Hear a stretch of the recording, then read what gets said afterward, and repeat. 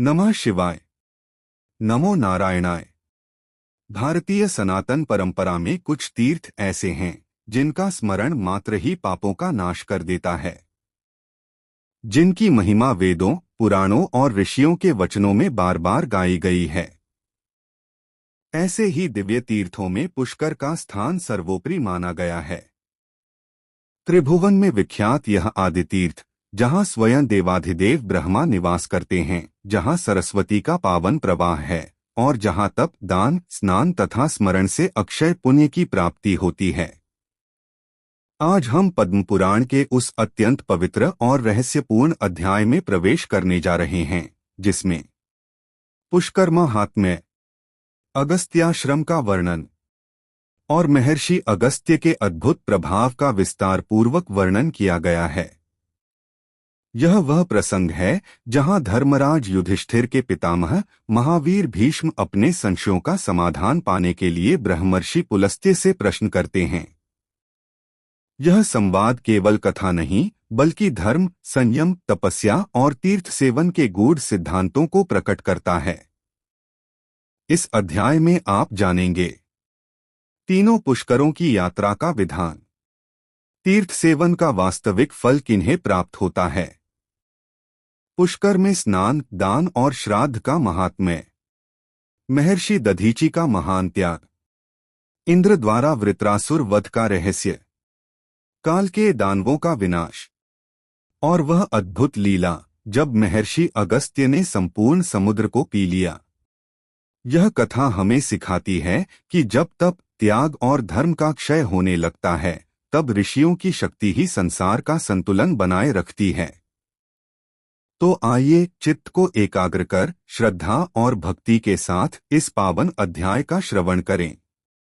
अब आरंभ करते हैं पद्म पुराण का यह दिव्य प्रसंग। भीष्म जी ने कहा, ब्राह्मण, अब आप मुझे यह बताने की कृपा करें कि वेदवेत्ता ब्राह्मण तीनों पुष्करों की यात्रा किस प्रकार करते हैं तथा उसके करने से मनुष्यों को क्या फल मिलता है। पुलस्त्य जी ने कहा, राजन, अब एकाग्र चित्त होकर तीर्थ सेवन के महान फल का श्रवण करो। जिसके हाथ, पैर और मन संयम में रहते हैं तथा जो विद्वान, तपस्वी और कीर्तिमान होता है, वही तीर्थ सेवन का फल प्राप्त करता है। जो प्रतिग्रह से दूर रहता है, किसी का दिया हुआ दान नहीं लेता, प्रारब्धवश जो कुछ प्राप्त हो जाए उसी से संतुष्ट रहता है तथा जिसका अहंकार दूर हो गया है, ऐसे मनुष्य को ही तीर्थ सेवन का पूरा फल मिलता है।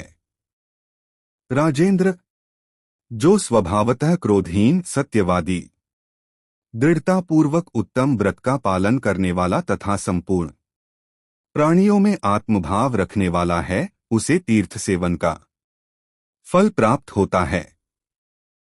यह ऋषियों का परम गोपनीय सिद्धांत है। राजेंद्र, पुष्कर तीर्थ करोड़ों ऋषियों से भरा है। उसकी लंबाई 2.5 योजन 10 कोस और चौड़ाई आधा योजन 2 कोस है। यही उस तीर्थ का परिमाण है।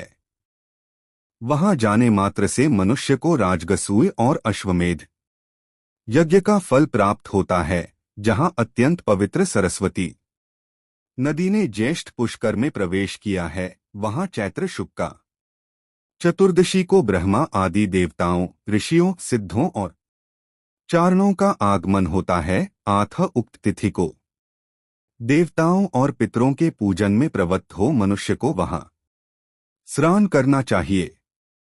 इससे वह अभय पद को प्राप्त होता है और अपने कुल का भी उद्धार करता है। वहां देवताओं और पितरों का तर्पण करके मनुष्य विष्णुलोक में प्रतिष्ठित होता है। ज्येष्ठ पुष्कर में स्नान करने से उसका स्वरूप चंद्रमा के समान निर्मल हो जाता है तथा वह ब्रह्मलोक एवं उत्तम गति को प्राप्त होता है। मनुष्यलोक में देवाधिदेव ब्रह्मा जी का यह पुष्कर नाम से प्रसिद्ध तीर्थ त्रिभुवन में विख्यात है। यह बड़े बड़े पातकों का नाश करने वाला है। पुष्कर में तीनों संध्याओं के समय प्रातःकाल, मध्याह्न एवं सायंकाल में 10,000 करोड़ 1 खरब तीर्थ उपस्थित रहते हैं तथा आदित्य, वसु, रुद्र, साध्य, मरुद्रण, गंधर्व और अप्सराओं का भी प्रतिदिन आगमन होता है। वहां तपस्या करके कितने ही देवता, दैत्य तथा ब्रह्मर्षि दिव्य योग से संपन्न एवं महान पुण्यशाली हो गए। जो मन से भी पुष्कर तीर्थ के सेवन की इच्छा करता है, उस मनस्वी के सारे पाप नष्ट हो जाते हैं। महाराज, उस तीर्थ में देवता और दानवों के द्वारा सम्मानित भगवान ब्रह्मा जी सदा ही प्रसन्नतापूर्वक निवास करते हैं। वहां देवताओं और ऋषियों ने महान पुण्य से युक्त होकर इच्छानुसार सिद्धियां प्राप्त की हैं। जो मनुष्य देवताओं और पितरों के पूजन में तत्पर हो वहां स्नान करता है, उसके पुण्य को मनीषी पुरुष अश्वमेध यज्ञ की अपेक्षा 10 गुना अधिक बतलाते हैं। पुष्करारण्य में जाकर जो एक ब्राह्मण को भी भोजन कराता है, उसके उस अन्न से 1 करोड़ ब्राह्मणों को पूर्ण तृप्तिपूर्वक भोजन कराने का फल होता है तथा उस पुण्यकर्म के प्रभाव से वह इहलोक और परलोक में भी आनंद मनाता है। अन्न न हो तो शाक, मूल अथवा फलन जिससे वह स्वयं जीवन निर्वाह करता हो, वही दोषदृष्टि का परित्याग करके श्रद्धापूर्वक ब्राह्मण को अर्पण करे। उसी के दान से मनुष्य अश्वमेध यज्ञ का फल प्राप्त करता है। ब्राह्मण, क्षत्रिय, वैद्य अथवा शूद्रस भी इस तीर्थ में स्नान आदि पुण्य के अधिकारी हैं। ब्रह्मा जी का पुष्कर नामक सरोवर परम पवित्र तीर्थ है। वह वानप्रस्थियों, सिद्धों तथा मुनियों को भी पुण्य प्रदान करने वाला है। परम पावन सरस्वती नदी पुष्कर से ही महासागर की ओर गई है। वहां महायोगी आदिदेव मधुसूदन सदा निवास करते हैं। वे आदिवराह के नाम से प्रसिद्ध हैं तथा संपूर्ण देवता उनकी पूजा करते रहते हैं। विशेषतः कार्तिक की पूर्णिमा को जो पुष्कर तीर्थ की यात्रा करता है, वह अक्षय फल का भागी होता है, ऐसा मैंने सुना है। कुरुनंदन, जो सायंकाल और सबेरे हाथ जोड़कर तीनों पुष्करों का स्मरण करता है, उसे समस्त तीर्थों में आचमन करने का फल प्राप्त होता है। स्त्री हो या पुरुष, पुष्कर में स्नान करने मात्र से उसके जन्म भर का सारा पाप नष्ट हो जाता है। जैसे संपूर्ण देवताओं में त्र्यंबजी श्रेष्ठ हैं, उसी प्रकार सब तीर्थों में पुष्कर ही आदि तीर्थ बताया गया है। जो पुष्कर में संयम और पवित्रता के साथ 10 वर्षों तक निवास करता हुआ ब्रह्मा जी का दर्शन करता है, वह संपूर्ण यज्ञों का फल प्राप्त कर लेता है और अंत में ब्रह्मलोक को जाता है।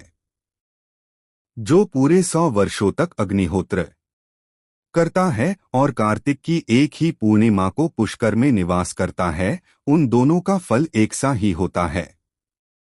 पुष्कर में निवास दुर्लभ है, पुष्कर में तपस्या का सुयोग मिलना कठिन है। पुष्कर में दान देने का सौभाग्य भी मुहिकल से प्राप्त होता है तथा वहां की यात्रा का सुयोग भी दुर्लभ है। वेदवेत्ता ब्राह्मण ज्येष्ठ पुष्कर में जाकर स्नान करने से मोक्ष का भागी होता है और श्राद्ध से वह पितरों को तार देता है। जो ब्राह्मण वहां जाकर नाम मात्र के लिए भी संध्योपासन करता है, उसे 12 वर्षों तक संध्योपासन करने का फल प्राप्त हो जाता है।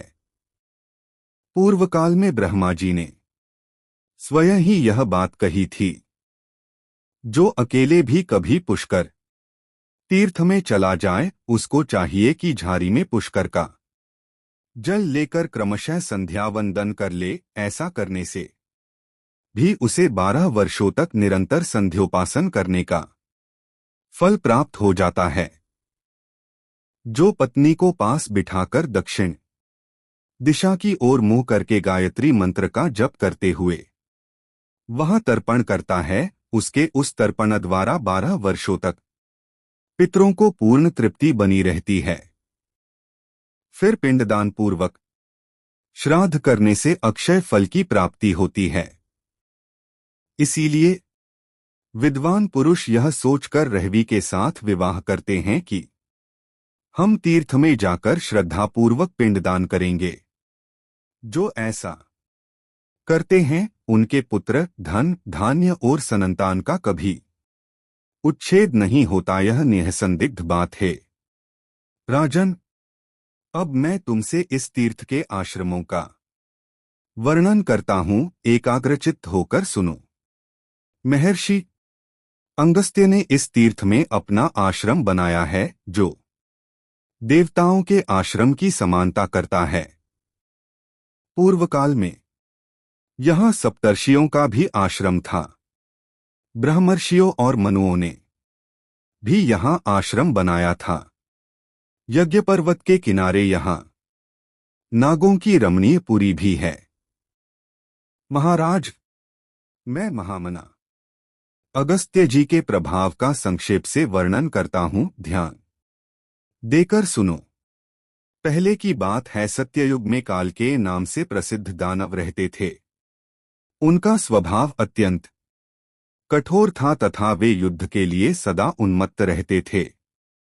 एक समय वे सभी दानव नाना प्रकार के अक्षशस्त्रों से सुसज्जित हो वृत्रासुर को बीच में करके इंद्र आदि देवताओं पर चारों ओर से चढ़ाए। तब देवता लोग इंद्र को आगे करके ब्रह्मा जी के पास गए। उन्हें हाथ जोड़कर खड़े देख ब्रह्मा जी ने कहा, देवताओं, तुम लोग जो कार्य करना चाहते हो वह सब मुझे मालूम है। मैं ऐसा उपाय बताऊंगा जिससे तुम वृत्रासुर का वध कर सकोगे। दधीचि नाम के एक महर्षि हैं, उनकी बुद्धि बड़ी ही उदार है। तुम सब लोग एक साथ जाकर उनसे वर मांगो, वे धर्मात्मा हैं, आत्म प्रसन्नचित्त होकर तुम्हारी मांग पूरी करेंगे। तुम उनसे यही कहना कि आप त्रिभुवन का डॉट हित करने के लिए अपनी हड्डियां हमें प्रदान करें। निश्चय ही वे अपना शरीर त्याग कर तुम्हें हड्डियां अर्पण कर देंगे। उनकी हड्डियों से तुम लोग अत्यंत भयंकर एवं सुदृढ़ वज्र तैयार करो, जो दिव्य शक्ति से संपन्न उत्तम अख्तर होगा। उससे बिजली के समान गड़गड़ाहट पैदा होगी और वह महान से महान शत्रु का विनाश करने वाला होगा। उसी वज्र से इंद्र वृत्रासुर का वध करेंगे। पुलस्त्य जी कहते हैं, ब्रह्मा जी के ऐसा कहने पर समस्त देवता उनकी आज्ञा ले इंद्र को आगे करके दधीचि के आश्रम पर गए। वह सरस्वती नदी के उस पार बना हुआ था। नाना प्रकार के वृक्ष और लताएं उसे घेरे हुए थीं। वहां पहुंचकर देवताओं ने सूर्य के समान तेजस्वी महर्षि दधीचि का दर्शन किया और उनके चरणों में प्रणाम करके ब्रह्मा जी के कथनानुसार वरदान मांगा। तब दधीचि ने अत्यंत प्रसन्न होकर देवताओं को प्रणाम करके यह कार्य साधक वचन कहा हो, आज इंद्र आदि संपूर्ण देवता यहाँ किस लिए पधारे हैं? मैं देखता हूँ आप सब लोगों की कांति फीकी पड़ गई है। आप लोग पीड़ित जान पड़ते हैं, जिस कारण से आपके हृदय को कष्ट पहुंच रहा है उसे शांतिपूर्वक बताइए। देवता बोले, महर्षि, यदि आपकी हड्डियों का शस्त्र बनाया जाए तो उससे देवताओं का दुख दूर हो सकता है। दधीचि ने कहा, देवताओं, जिससे आप लोगों का हित होगा वह कार्य मैं अवश्य करूंगा। आज आप लोगों के लिए मैं अपने इस शरीर का भी त्याग करता हूं। ऐसा कहकर मनुष्यों में श्रेष्ठ महर्षि दधीचि ने सहसा अपने प्राणों का परित्याग कर दिया। तब संपूर्ण देवताओं ने आवश्यकता के अनुसार उनके शरीर से हड्डियां निकाल लीं। इससे उन्हें बड़ी प्रसन्नता हुई और वे विजय पाने के लिए विश्वकर्मा के पास जाकर बोले, आप इन हड्डियों से वज्र का निर्माण कीजिए। देवताओं के वचन सुनकर विश्वकर्मा ने बड़े हर्ष के साथ प्रयलपूर्वक उग्र शक्ति संपन्न वज्रास्त्र का निर्माण किया और इंद्र से कहा, देवेश्वर, यह वज्र सब अखा शस्त्रों में श्रेष्ठ है। आप इसके द्वारा देवताओं के भयंकर शत्रु वृत्रासुर को भस्म कीजिए। उनके ऐसा कहने पर इंद्र को बड़ी प्रसन्नता हुई और उन्होंने शुद्ध भाव से उस वज्र को आहरण किया। तदंतर इंद्र देवताओं से सुरक्षित हो वज्र हाथ में ये वृत्रासुर का सामना करने के लिए गए, जो पृथ्वी और आकाश को घेरकर खड़ा था। काल के नाम के विशालकाय दानव हाथों में शस्त्र उठाए चारों ओर से उसकी रक्षा कर रहे थे। फिर तो दानवों के साथ देवताओं का भयंकर युद्ध प्रारंभ हुआ। 2 घड़ी तक तो ऐसी मारकाट हुई जो संपूर्ण लोक को महान भय में डालने वाली थी। वीरों की भुजाओं से चलाई हुई तलवारें जब शत्रु के शरीर पर पड़ती थीं, तब बड़े जोर का शब्द होता था। आकाश से पृथ्वी पर गिरते हुए मस्तक ताड़ के फलों के समान जान पड़ते थे। उनसे वहां की सारी भूमि पटी हुई दिखाई देती थी। उस समय सोने के कवच पहने हुए काल के दानव दावानल से जलते हुए वृक्षों के समान प्रतीत होते थे। वे हाथों में परिघ लेकर देवताओं पर टूट पड़े। उन्होंने एक साथ मिलकर बड़े वेग से धावा किया था। यद्यपि देवता भी एक साथ संगठित होकर ही युद्ध कर रहे थे, तो भी वे उन दानवों के वेग को न सह सके। उनके पैर उखड़ गए। वे भयभीत होकर भाग खड़े हुए। देवताओं को डरकर भागते और वृत्रासुर को प्रबल होते देख 1000 आंखों वाले इंद्र को बड़ी घबराहट हुई। इंद्र की ऐसी अवस्था देख सनातन भगवान श्री विष्णु ने उनके भीतर अपने तेज का संचार करके उनके बल को बढ़ाया। इंद्र को श्री विष्णु के तेज से परिपूर्ण देख देवताओं तथा निर्मल अंतःकरण वाले ब्रह्मर्षियों ने भी उनमें अपने अपने तेज का संचार किया। इस प्रकार भगवान श्री विष्णु देवता तथा महाभाग महर्षियों के तेज से बुद्धि को प्राप्त होकर इंद्र अत्यंत बलवान हो गए। देवराज इंद्र को सबल जान वृत्रासुर ने बड़े जोर से सिंहनाद किया। उसकी विकट गर्जना से पृथ्वी, दिशाएं, अंतरिक्ष, चुलोक और आकाशा में सभी कांप उठे। वह भयंकर सिंहनाद सुनकर इंद्र को बड़ा संताप हुआ। उनके हृदय में भय समा गया और उन्होंने बड़ी उतावली के साथ अपना महान वज्राख उसके ऊपर छोड़ दिया। इंद्र के वज्र का आघात पाकर वह महान असुर निष्प्राण होकर पृथ्वी पर गिर पड़ा। तत्पश्चात संपूर्ण देवता तुरंत आगे बढ़कर वृत्रासुर के वध से संतप्त हुए शेष दैत्यों को मारने लगे। देवताओं की मार पड़ने पर वे महान असुर भय से पीड़ित हो वायु के समान वेग से भागकर अगाध समुद्र में जा छिपे। वहां एकत्रित होकर सबके सब तीनों लोकों का नाश करने के लिए आपस में सलाह करने लगे। उनमें जो विचारक थे, उन्होंने नाना प्रकार के उपाय बतलाए, तरह तरह की युक्तियां सुझाई। अंततोगत्वा यह निश्चय हुआ कि तपस्या से ही संपूर्ण लोक टिके हुए हैं, इसलिए उसी का क्षय करने के लिए शीघ्रता की जाए। पृथ्वी पर जो कोई भी तपस्वी, धर्मज्ञ और विद्वान हो, उनका तुरंत वध कर दिया जाए। उनके नष्ट हो जाने पर संपूर्ण जगत का स्वयं ही नाश हो जाएगा। उन सबकी बुद्धि मारी गई थी, इसलिए उपर्युक्त प्रकार से संसार के विनाश का निश्चय करके वे बहुत प्रसन्न हुए। समुद्र रूप दुर्ग का आश्रय लेकर उन्होंने त्रिभुवन का विनाश आरंभ किया। वे रात में कुपित होकर निकलते और पवित्र आश्रमों तथा मंदिरों में जो भी मुनि मिलते उन्हें पकड़कर खा जाते थे। उन दुरात्माओं ने वशिष्ठ के आश्रम में जाकर 8008 ब्राह्मणों का भक्षण कर लिया तथा उस वन में और भी जितने तपस्वी थे उन्हें भी मौत के घाट उतार दिया।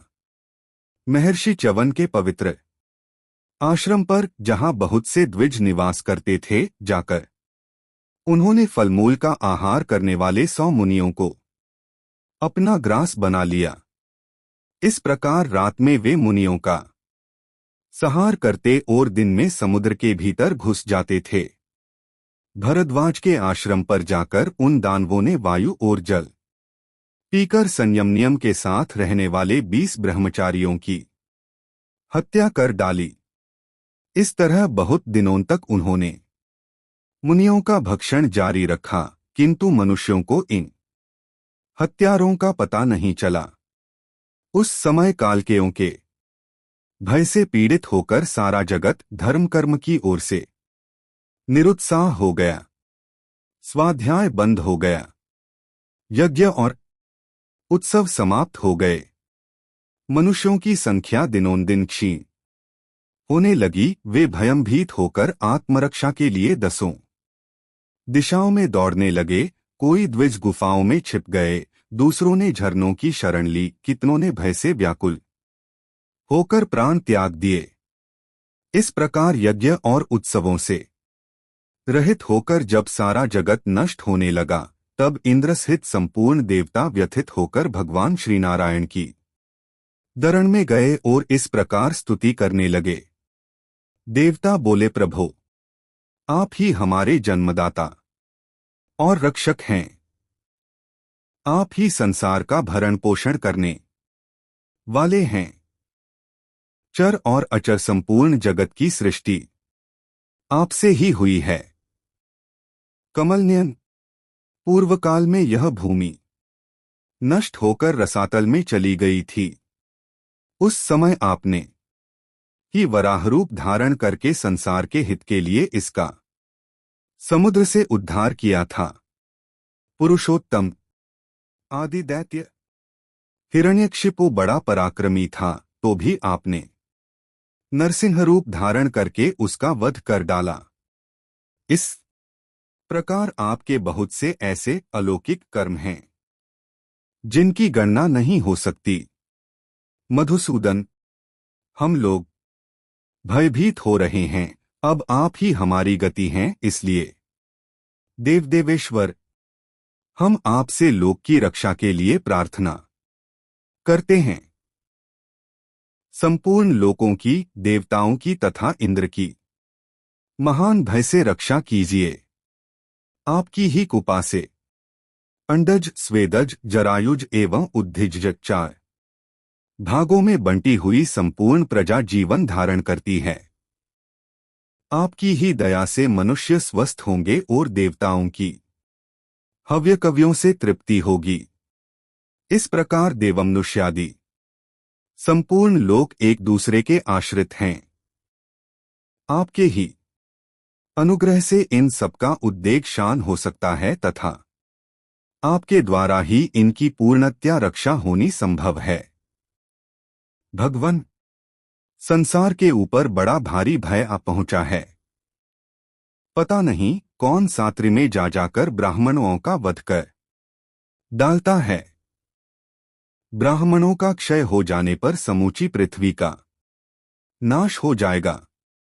अत महाबाहो जगतपते, आप ऐसी कृपा करें जिससे आपके द्वारा सुरक्षित होकर इन लोकों का विनाश न हो। भगवान श्री विष्णु बोले, देवताओं, मुझे प्रजा के विनाश का सारा कारण मालूम है। मैं तुम्हें भी बताता हूं, निश्चित होकर सुनो। काल के नाम से विख्यात जो दानवों का समुदाय है, वह बड़ा ही निष्ठुर है। उन दानवों ने ही परस्पर मिलकर संपूर्ण जगत को कष्ट पहुंचाना आरंभ किया है। वे इंद्र के द्वारा वृत्रासुर को मारा गया देख अपनी जान बचाने के लिए समुद्र में घुस गए थे। नाना प्रकार के आहों से भरे हुए भयडूर समुद्र में रहकर वे जगत का विनाश करने के लिए रात में मुनियों को खा जाते हैं। जब तक वे समुद्र के भीतर छिपे रहेंगे तब तक उनका नाश होना असंभव है। इसलिए अब तुम लोग समुद्र को सुखाने का कोई उपाय सोचो। पुलस्त्य जी कहते हैं, भगवान श्री विष्णु के ये वचन सुनकर देवता ब्रह्मा जी के पास आकर वहां से महर्षि अगस्त्य के आश्रम पर गए। वहां पहुंचकर उन्होंने मित्रावरुण के पुत्र परम तेजस्वी महात्मा अगस्त्य ऋषि को देखा। अनेकों महर्षि उनकी सेवा में लगे थे। उनमें प्रमाद का लेश भी नहीं था। वे तपस्या की राशि जान पढ़ते थे। ऋषि लोग उनके अलौकिक कर्मों की चर्चा करते हुए उनकी स्तुति कर रहे थे। देवता बोले, महर्षि, पूर्व काल में जब राजा नहुष के द्वारा लोगों को कष्ट पहुंच रहा था, उस समय आपने संसार के हित के लिए उन्हें इंद्रपद से भ्रष्ट किया और इस प्रकार लोक का कांटा दूर करके आप जगत के आश्रयदाता हुए। जिस समय पर्वतों में श्रेष्ठ विंध्याचल सूर्य के ऊपर क्रोध करके बढ़कर बहुत ऊंचा हो गया था, उस समय आपने ही उसे नतमस्तक किया। तब से आज तक आपकी आज्ञा का पालन करता हुआ वह पर्वत बढ़ता नहीं। जब सारा जगत अंधकार से आच्छादित था और प्रजा मृत्यु से पीड़ित होने लगी, उस समय आपको ही अपना रक्षक समझकर प्रजा आपकी शरण में आई और उसे आपके द्वारा परम आनंद एवं शांति की प्राप्ति हुई। जब जब हम लोगों पर भय का आक्रमण हुआ, तब तब सदा ही आपने हमें शरण दी है। इसलिए आज भी हम आपसे एक वर की याचना करते हैं। आप वरदाता हैं, आथ हमारी इच्छा पूर्ण कीजिए। भीष्म जी ने पूछा, महामुने, क्या कारण था जिससे विंध्य पर्वत सहसा क्रोध से मूर्छित हो बढ़कर बहुत ऊंचा हो गया था? पुलस्त्य जी ने कहा, सूर्य प्रतिदिन उदय और अस्त के समय सुवर्णमय महापर्वत गिरिराज मेरु की परिक्रमा किया करते हैं। एक दिन सूर्य को देखकर विंध्याचल ने उनसे कहा, भास्कर, जिस प्रकार आप प्रतिदिन मेरु पर्वत की परिक्रमा किया करते हैं, उसी प्रकार मेरी भी कीजिए। यह सुनकर सूर्य ने गिरिराज विंध्य से कहा, शैल, मैं अपनी इच्छा से मेरु की परिक्रमा नहीं करता। जिन्होंने इस संसारन की सृष्टि की है, उन विधाता ने ही मेरे लिए यह मार्ग नियत कर दिया है। उनके ऐसा कहने पर विंध्याचल को सहसा क्रोध हो आया और वह सूर्य तथा चंद्रमा का मार्ग रोकने के लिए बढ़कर बहुत ऊंचा हो गया। तब इंद्रादि संपूर्ण देवताओं ने जाकर बढ़ते हुए गिरिराज विंध्याचल को रोका, किंतु उसने उनकी बात नहीं मानी। तब वे महर्षि अगस्त्य के पास जाकर बोले, मुनीश्वर, शैलराज विंध्य क्रोध के वशीभूत होकर सूर्य, चंद्रमा तथा नक्षत्रों का मार्ग रोक रहा है, उसे कोई निवारण नहीं कर पाता। देवताओं की बात सुनकर ब्रह्मर्षि अगस्त्य जी विंध्य पास गए और आदरपूर्वक बोले, पर्वत श्रेष्ठ, मैं दक्षिण दिशा में जाने के लिए तुमसे मार्ग चाहता हूं। जब तक मैं लौटकर न आऊं, तब तक तुम नीचे रहकर ही मेरी प्रतीक्षा करो। मुनि की बात मानकर विंध्याचल ने वैसा ही किया। महर्षि अगस्त्य दक्षिण दिशा से आज तक नहीं लौटे, इसी से विंध्य पर्वत अब नहीं बढ़ता। भीष्म, तुम्हारे प्रश्न के अनुसार यह प्रसर मैंने सुना दिया। अब देवताओं ने जिस प्रकार काल के दैत्यों का वध किया, वह वृत्तांत सुनो। देवताओं के वचन सुनकर महर्षि अगस्त्य ने पूछा, आप लोग किस लिए यहाँ आए हैं और मुझसे क्या वरदान चाहते हैं? उनके इस प्रकार पूछने पर देवताओं ने कहा, महात्मन, हम आपसे एक अद्भुत वरदान चाहते हैं। महर्षि, आप कृपा करके समुद्र को पी जाइए। आपके ऐसा करने पर हम लोग देवद्रोही कालकेय नामक दानवों को उनके सगे संबंधियों सहित मार डालेंगे। महर्षि ने कहा, बहुत अच्छा देवराज, मैं आप लोगों की इच्छा पूर्ण करूंगा। ऐसा कहकर वे देवताओं और तपस्सिद्ध मुनियों के साथ जलनिधि समुद्र के पास गए। उनके इस अद्भुत कर्म को देखने की इच्छा से बहुतेरे मनुष्य, नाग, गंधर्व, यक्ष और किन्नर भी उन महात्मा के पीछे पीछे गए। महर्षि सहसा समुद्र के तट पर जा पहुंचे। समुद्र भीषण गर्जना कर रहा था। वह अपनी उत्ताल तरखड़ों से नृत्य करता हुआ सा जान पड़ता था। महर्षि अगस्त्य के साथ संपूर्ण देवता, गंधर्व, नाग और महाभाग मुनि जब महासागर के किनारे पहुंच गए, तब महर्षि ने समुद्र को पी जाने की इच्छा से उन सबको लक्ष्य करके कहा, देवगण, संपूर्ण लोकों का हित करने के लिए इस समय मैं इस महासागर को पिए लेता हूं। अब आप लोगों को जो कुछ करना हो शीघ्र ही कीजिए। यों कहकर वे सबके देखते देखते समुद्र को पी गए। यह देखकर इंद्र आदि देवताओं को बड़ा विस्मय हुआ तथा वे महर्षि की स्तुति करते हुए कहने लगे, भगवान, आप हमारे रक्षक और लोगों को नया जन्म देने वाले हैं। आपकी कृपा से देवताओं सहित संपूर्ण जगत का कभी उच्छेद नहीं हो सकता। इस प्रकार संपूर्ण देवता उनका सम्मान कर रहे थे।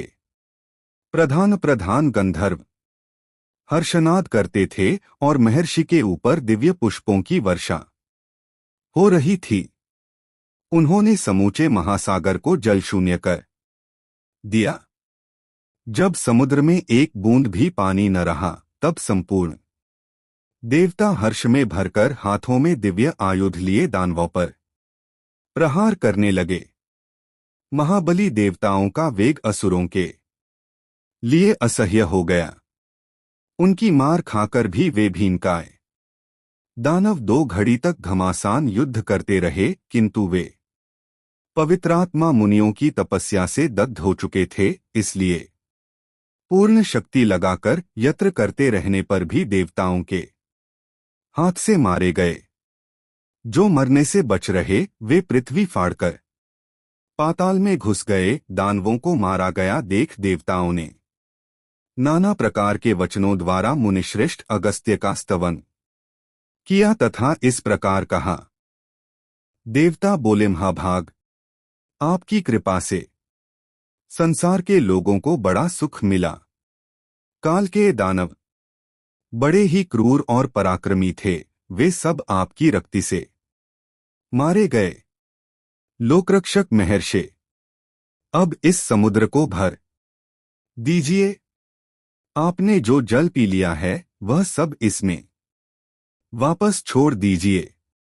उनके ऐसा कहने पर मुनिश्रेष्ठ अगस्त्य जी बोले, वह जल तो मैंने पचा लिया। अब समुद्र को भरने के लिए आप लोग कोई दूसरा उपाय सोचें। महर्षि की बात सुनकर देवताओं को विस्मय भी हुआ और विषाद भी। वहां इकट्ठे हुए सब लोग एक दूसरे की अनुमति ले मुनिवर अगस्त्य जी को प्रणाम करके जैसे आए थे वैसे ही लौट गए। देवता लोग समुद्र को भरने के विषय में परस्पर विचार करते हुए ब्रह्मा जी के पास गए। वहां पहुंचकर उन्होंने हाथ जोड़ ब्रह्मा जी को प्रणाम किया और समुद्र के पुनः भरने का उपाय पूछा।